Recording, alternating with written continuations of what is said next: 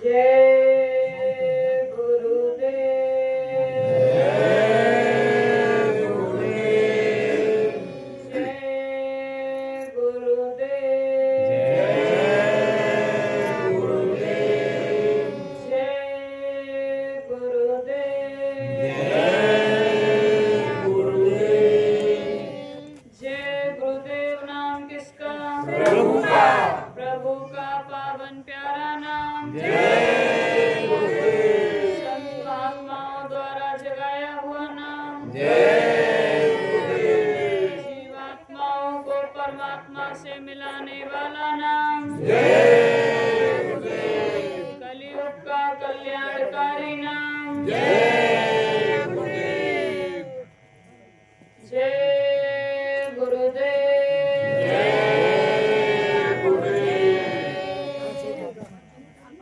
युग प्रवर्तक, युग के मसीहा, काली डोली, समय के समृद्ध काले बारे मालिक, बंद कर दो काली बारे। मंच पर स्वयं विराजमान परम संत दाता दयाल के श्री चरणों में नमन करते हुए तथा यहाँ मौजूद दृश्य एवं अदृश्य रूप में सभी शक्तियाँ तथा आज की सत्संग मेला में भाग ले रहे सभी सत्संगी प्रेमी जनों को सादर जय गुरुदेव। सत्संग तो महापुरुषों की चीज है। जब महापुरुषों की जुबान मुबारक से हम जीवात्माओं को सत्संग सुनने को मिलता है, तभी हम जीवात्माओं में चेतना निर्धान जाने की होती है। अर्थात जब महात्माओं के शब्दों की विचार इस जीवात्मा पर होती है, तभी आत्मा स्वयं होती है। हम तो महात्माओं के वचनों को दोहराने आए हैं, तो आप सभी लोग थोड़े समय के लिए ध्यान पूर्वक सुनेंगे। जय जय जय गुरुदेव जी, धाम अपार अनाम, कोटि कोटि विनती करूं, अरब करब प्रणाम। स्वामी सतगुरुदेव के चरण कमल सिर नाय, चरण शरण में मिलई, लीजो गुरु अपनाए। दीनहीन मोहि जान के, लीजो गुरु अपनाए। गुरुर् ब्रह्मा गुरुर्विष्णु गुरुर्देवो महेश्वरा, गुरु साक्षात् परब्रह्म, तस्मै श्री गुरुवे नमः। ज्ञान मूलं गुरुमूर्ति, पूजमूलं गुरुचरण, मंत्रमूलं गुरुवाक्यं, मोक्षमूलं गुरुकृपा। गुरु के सुमिरन मात्र से नासत विघ्न अंत, तात सर्वारंभ में धावत है सब संत। गुरु बड़े गोविंद से गावत वेद पुराण, बिना दया गुरुदेव के मिलत नहीं भगवान। प्रथम गुरु को वंदना, दो जमना गणेश, नमन करूं माता पिता को, मिलते रहे उपदेश। कलयुग में सतगुरु मेरे, काटे सभी कलेश। मथुरा वाले गुरुदेव की सुन लो महिमा विशेष। जय गुरुदेव। सत्संग जीवन का साधन। इसी में आपको जीवन की वास्तविकता का पता चलेगा कि वास्तव में जीवन क्या है। हम जीवात्माओं को एक मनुष्य के शरीर का खोल पहनाकर एक निश्चित समय के लिए काल के बनाए हुए इस लोक में भेजा गया। तो क्यों इन जीवात्माओं को एक निश्चित समय के लिए काल के बनाए हुए इस लोक में भेजा गया? और यहाँ आने से पहले ये सभी जीवात्माएं कहाँ पर थी? ये सब आपको सत्संग में ही पता चलेगा। सत्संग एक ऐसा आध्यात्मिक विद्यालय है जहाँ पर आपको आध्यात्मिक ज्ञान की प्राप्ति होगी। आपके माता पिता विद्यालय के शिक्षक आपको जीवन निर्वाह का ज्ञान तो दे सकते हैं कि किस प्रकार इस संसार में रहकर जीवन यापन करना है, लेकिन आपकी जीवात्मा का कल्याण कैसे होगा, कि किस प्रकार इस काल के बनाए हुए लोक से मुक्त हो सकेगी, ये सब ज्ञान वो आपको नहीं दे सकते। ये सब ज्ञान सत्संग में ही आपको मिलेगा। सत प्लस सत, सत अर्थात जो सत्य हो, और सत्य केवल प्रभु है। संग जिसका साक्षात्कार किया जाए, अर्थात जो प्रभु से साक्षात्कार करा दे, वही सत्संग है। कहा जाता है कि सत्संग ही एकमात्र ऐसी गंगा है जिसमें स्नान करके आप अपने ज्यादा से ज्यादा पाप कर्मों का उतार कर सकते हैं। जो लोगों की मान्यताएं हैं कि गंगा में स्नान करने से पाप धुल जाते हैं, तो ऐसा नहीं है। गंगा किसी के पापों को अपने ऊपर नहीं ले सकती कि मलमल धोए शरीर को, धोए न मन का मैल, और नहाए गंगा घूमते रहे बैल के बैल। गंगा में स्नान करने से किसी के पाप कर्म नहीं धुल जाते। एकमात्र सत्संग ही ऐसी गंगा है। ये सत्संग है गुरु गंगा, नहाना हो तो चले आओ।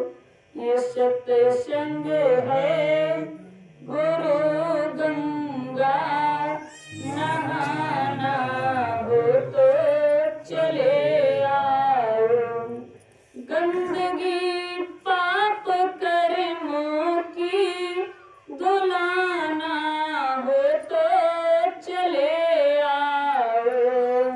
गंदगी माइक ना चलो, कर्मों की हटा रखे माइक। धुलाना हो तो चले आओ। ये सत्संग है गुरु गंगा, नहाना हो तो चले आओ। सत्संग है गुरु गंगा, नहाना हो तो दूरी लगा दी बा में, ये दूरी लगाया। कि सतगुरु दूरी लगना रे ने नील वाली। दिया अवसर, समय से जाग सब जाओ। सतगुरु ने दिया अवसर, समय से जाग सब जाओ। अब पड़ेगी मार कुदरत की, जो बचना हो तो चले आओ। पड़ेगी मार कुदरत की, जो बचना हो तो चले आओ। ये सत्संग है गुरु गंगा, नहाना हो तो चले आओ। ये सत्संग है गुरु गंगा, नहाना है तो चले आओ।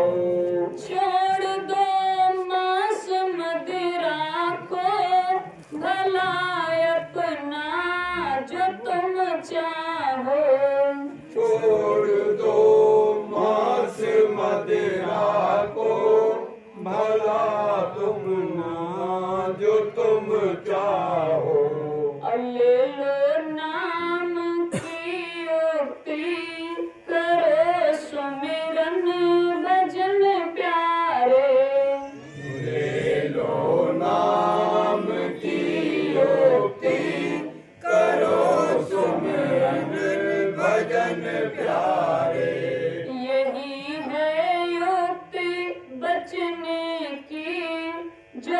बचना हो तो चले आओ।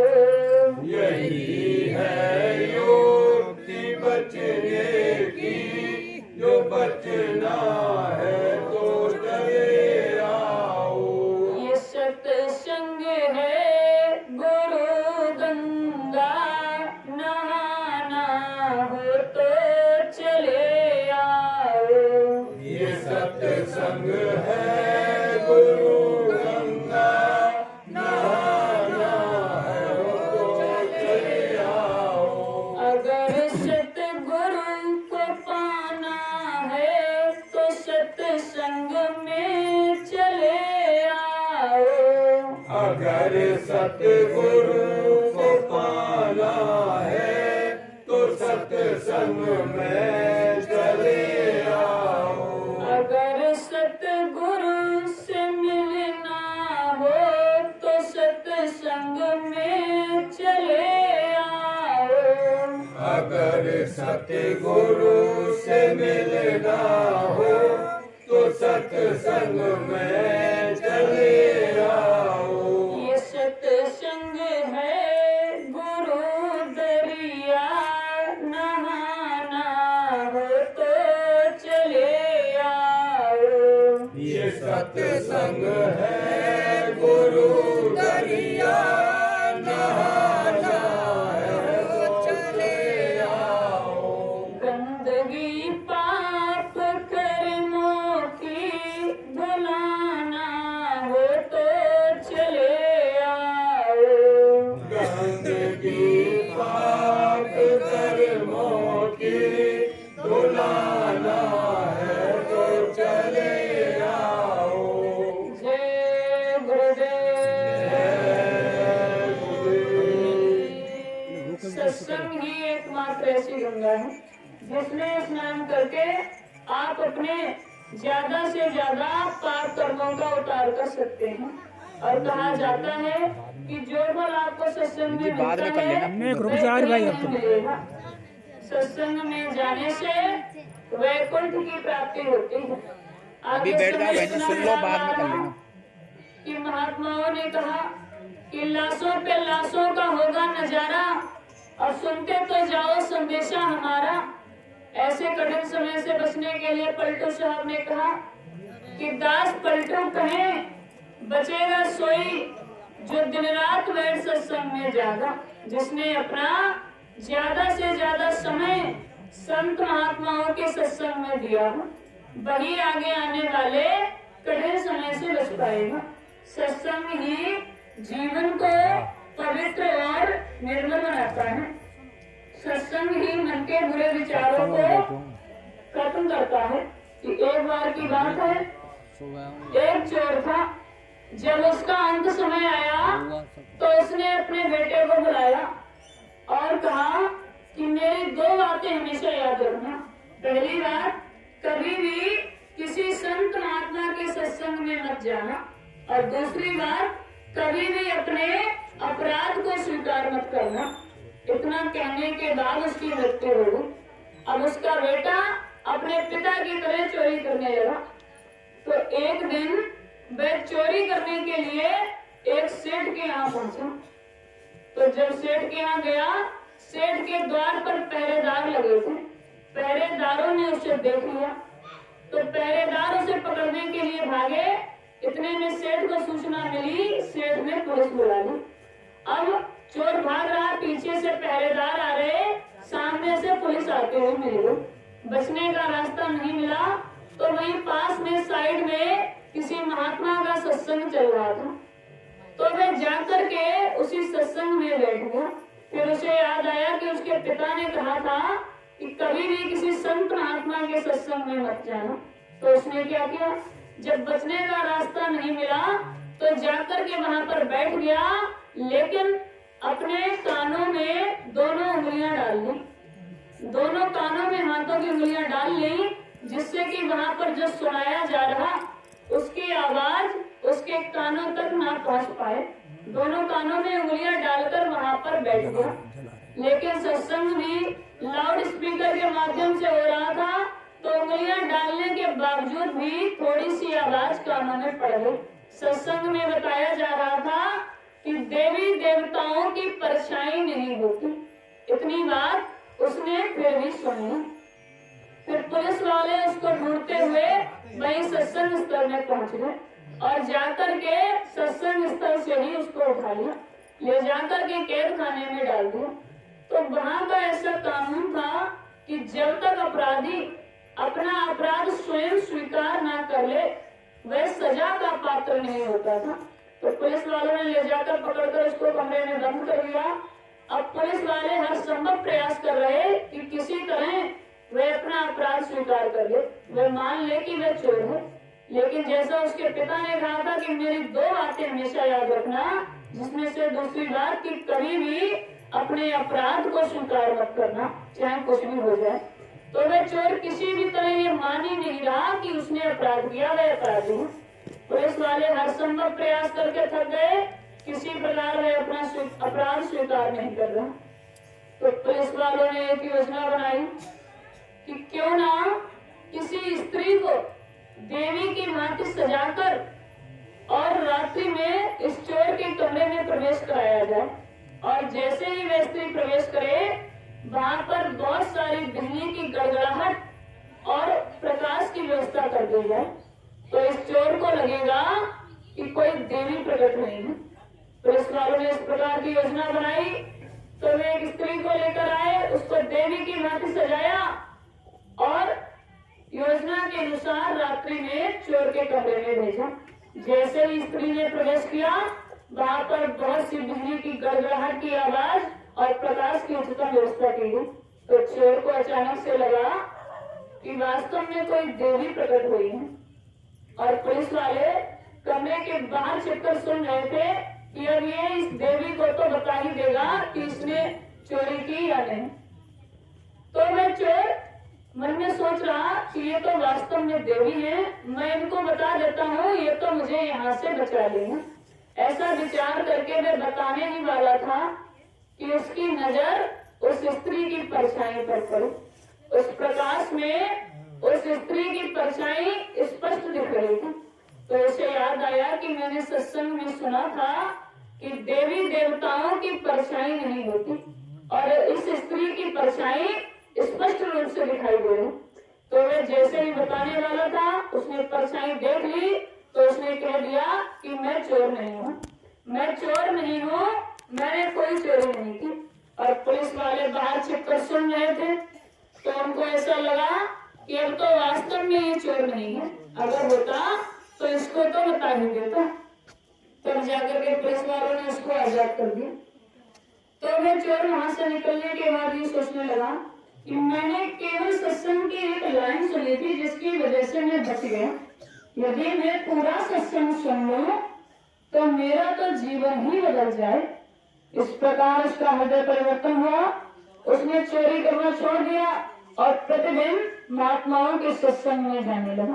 तभी कहा गया कि सत्संग ही जीवन को पवित्र और निर्मल बनाता है। बिना सत्संग के ज्ञान नहीं हो सकता। जब तक आप सत्संग में नहीं जाएंगे आपको आपके अस्तित्व का ही ज्ञान नहीं होगा कि वास्तव में हमारा अस्तित्व क्या है।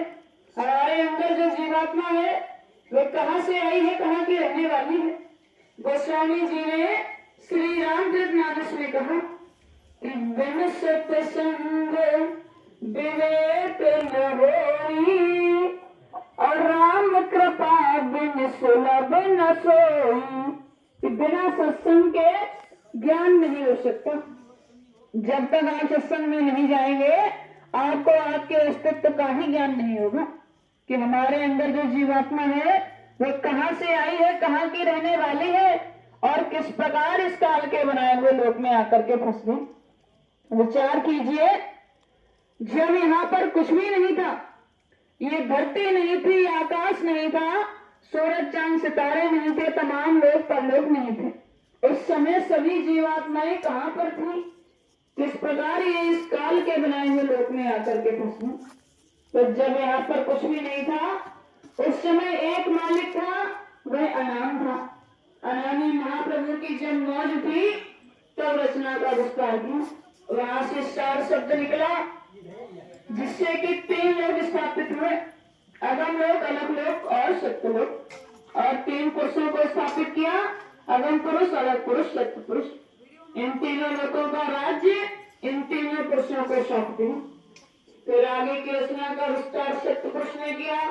वहां से सत्य शब्द निकला, जिससे 16 निर्गुण भवन हुआ। महासंग त्रिपुटी और सहस्त्र कमल की रचना हुई। सारी सृष्टि की रचना शब्द के माध्यम से हुई कि शब्द धरती, शब्द आकाशा, शब्द शब्द वह प्रकाशा, शिवरी सृष्टि शब्द के माही। तो आगे की रचना का विस्तार सत्य पुरुष ने किया। उन्होंने अपने 16 पत्रों को 16 अड्डे बनाकर ऊपर बैठा दिया कि सत्य पुरुष का अंश कहैया, अल्लाह में 16 निर्गुण भैया, आवाज आ रही सामय एक निरंजन राई, अगुंस से ज्योति आई। क्या की रचना का विस्तार सत्यपुरुष ने किया। उन्होंने जब अपने 16 पुत्रों को 16 अड्डे बनाकर ऊपर बैठाया, तो उनके सबसे छोटे पुत्र, जिन्हें काल भगवान के नाम से जाना जाता है, उनको सहस्त्र कमल मिला। जब वे यहाँ पर आए, तो यहाँ आकर उन्होंने करोड़ों वर्षों तक घोर तपस्या की। इतनी कठिन तपस्या की कि यदि समस्त समुद्र को स्याही बना दिया जाए, फिर भी उसका वर्णन नहीं किया जा सकता। जब ऐसी कठिन तपस्या की, तो उनकी तपस्या से सत्य पुरुष प्रसन्न हुए। प्रसन्न होकर जब दर्शन दिए, तो कहने लगे कि तुमने मेरी बहुत सेवा की, मैं तुम्हारी तपस्या से बहुत प्रसन्न हूँ। तुम मुझसे कुछ भी मांग लो, जो भी तुम मुझसे मांगोगे मैं तुम्हें दे दूंगा। तो उस समय काल भगवान ने सत्य पुरुष से सत्यलोक के समान राज्य मांग लिया। जब सत्यलोक के समान राज्य मांग लिया, अर्थात जीवात्माओं को मांग लिया। बिना जीवात्माओं के राज्य तो हो ही नहीं सकता। जिस प्रकार यदि किसी राजा के राज्य में प्रजा ही ना हो, तो वह किस प्रकार शासन करेगा। राज्य को चलाने के लिए प्रजा की आवश्यकता पड़ती है। उसी प्रकार सत्यलोक के समान राज्य के लिए जीवात्माओं की आवश्यकता थी। तो जब सत्य पुरुष को यह ज्ञात हुआ कि राज्य देने के लिए जीवात्माओं का एक छोटा सा भंडार काल भगवान को देना पड़ेगा, तो वे कहने लगे कि ये तूने क्या किया। इन जीवात्माओं ने तो मेरे प्राण बसते हैं, और तुमने मुझसे इन्हीं को मांग लिया। लेकिन मैंने कहा था कि जो भी तुम मुझसे मांगोगे मैं तुम्हें दे दूंगा। तो उसके अनुसार जीवात्माओं का एक छोटा सा भंडार काल भगवान को देना पड़ा। जब जीवात्माओं को पता चला कि उन्हें उनका घर, उनका देश छोड़कर किसी पराये देश में जाकर रहना है, तो सभी जीवात्माएं रोने चिल्लाने लगी। कहने लगी कि बेटा, हमारे से दूर किसी पराये देश में जाकर किस प्रकार रहेंगे। तो जीवात्माओं के पिता ने जीवात्माओं को सांत्वना देते हुए कहा कि मैं समय समय पर संतों को भेजकर तुम्हें रास्ता दिखाऊंगा, जिस रास्ते पर चलकर तुम अपने घर वापस चली आना। तो उस समय सभी जीवात्माएं अपने पिता से ये वादा करके आई कि धरती पर जाकर हम भजन सुमन करेंगे तथा संतों के दिखाए हुए मार्ग पर चलकर अपने घर वापस लौटेंगे। उसके बाद भी काल भगवान जीवात्माओं को यहाँ लेकर के आए। तो जब जीवात्माओं को यहाँ लेकर के आए, तो जीवात्माओं को 4 प्रकार के कपड़े पहनाएंगे। कारण का, सूक्ष्म का, लिंग और स्थूल का। ये 4 प्रकार के कपड़े, जिनके अंतर्गत मन, बुद्धि, चित्त, अहंकार, शब्द, रूप, रस, गंध, स्वाद इत्यादि, और स्थूल का कपड़ा इस मानव शरीर को कहा जाता है। कि 5 तत्वों से ये मानव शरीर बनाया गया। कि क्षितिज जल पावक गगन में समीरा, पंच तत्व से रचो शरीरा। अग्नि, वायु, आकाश, पृथ्वी और जल, इन 5 तत्वों से इस मानव शरीर को बनाया। और इसी में जीवात्मा को दोनों आंखों के मध्य भाग में, जहाँ पर माताएं रोने बिंदी लगाती हैं, या पुरुष तिलक लगाते हैं। इस स्थान पर जीवात्मा को बैठा दिया गया। हमारी जीवात्मा दोनों आंखों के मध्य भाग में स्थित है और जीवात्मा के पास भी स्वयं की एक आंख थी जिसे दिव्य नेत्र या तीसरा नेत्र कहा जाता है और जीवात्मा के पास स्वयं का एक कान भी था जिसके माध्यम से वह आकाशवाणी की तरंगों या आयामों को सुन सकती थी। लेकिन जब जीवात्मा को ये मानव शरीर का खोल पहनाकर काल के बनाए हुए श्लोक में भेजा गया तो यहाँ आने के बाद ये जीवात्माएं कर्म के बंधनों में बंध गई। इस प्रकार बंध गई कि कर्मों की गंदगी उस आंख और कान पर जमा होने लगी और कर्मों की गंदगी जमा हो गई तो वो आंख और कान बंद हो गए। अब हमें उस आंख के माध्यम से ना तो कुछ दिखाई देता है न ही उस कान के माध्यम से ऊपर का कुछ भी सुनाई देता है। कर्मों की गंदगी जमा हो गई और वो गंदगी इस प्रकार साफ होने वाली नहीं है कि आप उसे कितना भी साबुन या पानी से धुल लो और वो साफ हो जाए। इस प्रकार साफ होने वाली नहीं है कि दिल का उजरा साफ कर आने के जाने के लिए अज्ञान गैरों से हटा उसे बिठाने के लिए कि एक दिल लाखों तमन्ना। एक तो दिल है लेकिन तमन्नाएं बहुत सी हैं कि एक दिल लाखों तमन्ना और उस पे ज्यादा और फिर ठिकाना है कहाँ उसे बिठाने के लिए कि दिल तो जरा साफ कर आने के जाने के लिए। जब तक आपका दिल साफ नहीं होगा, जब तक आपके कर्म अच्छे नहीं होंगे, जब तक आप सुमरन भजन नहीं करते तब तक उस तीसरी आंख के माध्यम से न तो कुछ देख सकते हैं न ही उस कान के माध्यम से ऊपर का कुछ भी सुन सकते हैं। तो इस प्रकार का भगवान जीवात्माओं को यहाँ लेकर के आए। जब जीवात्माएं यहाँ पर आएंगी तो उस समय सतयुग का समय था और सतयुग में ज्यादातर लोग ज्ञानी हुआ करते थे। उनको ये ज्ञान था कि किस माध्यम से वे अपने देश को वापस जा सकते हैं। तो उस समय लोगों को हजारों वर्षों तक कठिन तपस्या करनी पड़ी तब जाकर कई उन्होंने परमात्मा को पाया, अपने देश को वापस जाने लगी। जब काल भगवान ने देखा कि जीवात्माएं अपनी इच्छा से यहाँ से बाहर जा रही तो उन्होंने सोचा कि यदि इस प्रकार धीरे धीरे सभी जीवात्माएं यहाँ से चली जाएं तो मेरा राज्य किस प्रकार चलेगा। तो जीवात्माओं को रोकने के लिए, जीवात्माओं को फंसाने के लिए काल भगवान ने क्या किया कि उन्होंने माया बना दी। माया ने सबको अपने जाल में जकड़ लिया। माया का ऐसा प्रभाव है कि किसी का मन सुमिरन ध्यान भजन करते समय एकाग्र नहीं रहता, मन भटक जाता है, सांसारिक कार्यों में चला जाता है। माया ने सबको अपने जाल में जकड़ लिया। माया का इस प्रकार का प्रभाव है कि यदि आपको 108 गुरुओं की माला दी जाए और आपसे कहा जाए कि आपको भजन करना है तब आपका मन एकाग्र नहीं रहेगा, मन भटक जाएगा।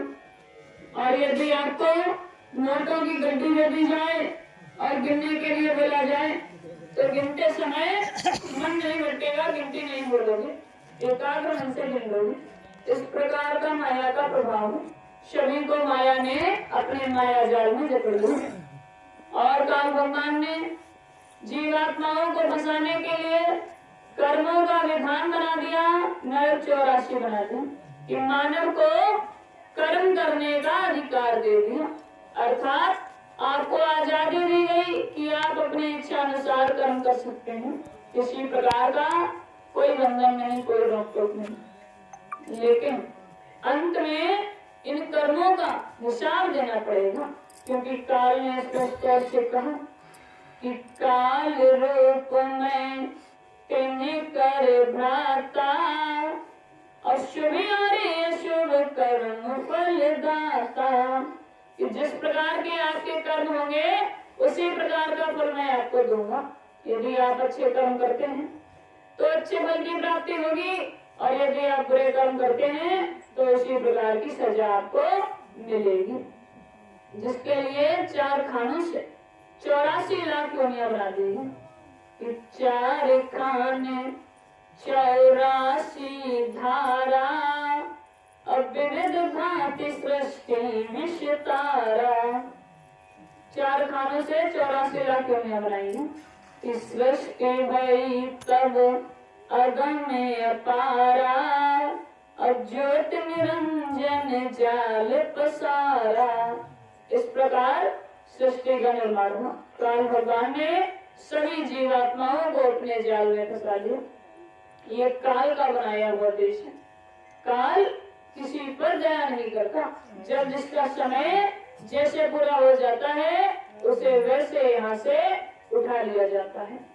कि काल की नगरिया में छिड़े एक तानवा, अब देख सुनी खेल वाही मन बाल भानवा।